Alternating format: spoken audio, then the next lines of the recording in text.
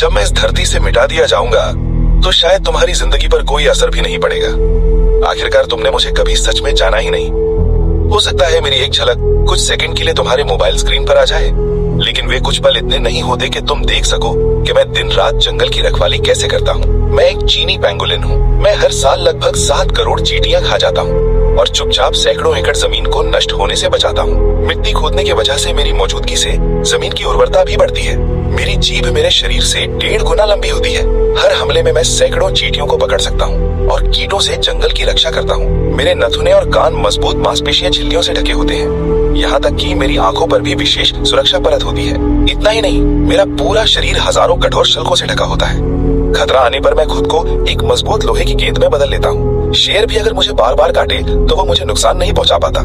लेकिन बाद में मुझे समझ आया कि जंगल के जानवर कभी मेरे असली दुश्मन नहीं थे। असली खतरा तो वे इंसान हैं जो सभ्यता के शिखर पर खड़े हैं। मेरे पूर्वज 8 करोड़ साल पहले हुए डायनासोरों के महाविनाश से भी बच गए थे, लेकिन आज मुझे मानव सभ्यता की लालच भरी दुनिया में गिरना पड़ रहा है।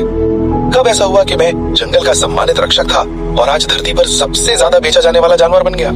हमने कभी इंसानों की दुनिया में घुसने की कोशिश नहीं की, फिर भी हर साल मेरे 1 लाख साथी खून के सौदों का शिकार बन जाते हैं। जब इंसानों को हमारी अहमियत समझ आई तो उन्होंने मुझे देश का सबसे संरक्षित जानवर घोषित कर दिया।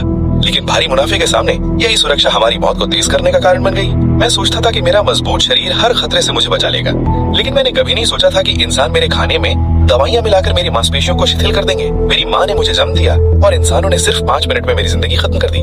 वे कहते हैं कि मेरे शल्कों से चीनी दवाइयाँ बनती हैं और उनकी कीमत हजारों डॉलर होती है, जबकि सच्चाई ये है कि मेरे शल्कों के तत्व इंसानी नाखूनों से अलग नहीं है। फिर भी वे मुझे मेज पर रखते हैं और शरीर को ताकत देने के बहाने मेरे शल्क खाने का फैसला करते हैं। मैं जानता हूँ ये बस एक झूठ है जो अपनी लालसा को सही ठहराने के लिए गढ़ा गया है। शायद इंसानी इच्छाओं की लंबी नदी में मेरा अस्तित्व बहुत छोटा है, लेकिन मैं नहीं चाहता कि एक दिन जब जंगल में कीड़े बढ़ जाएं और जमीन बंजर हो जाए तब तुम्हें याद आए कि कभी एक जानवर था जो इस नीले ग्रह की खामोशी से रक्षा करता था। मेरी जिंदगी इतनी मजबूत थी कि करोड़ों साल पहले आई प्राकृतिक आपदाओं से भी बच गई, लेकिन आज ये इंसानों के हाथों खत्म हो सकती है। मुझे उम्मीद है कि मेरी कहानी ज्यादा से ज्यादा लोगों तक पहुंचे।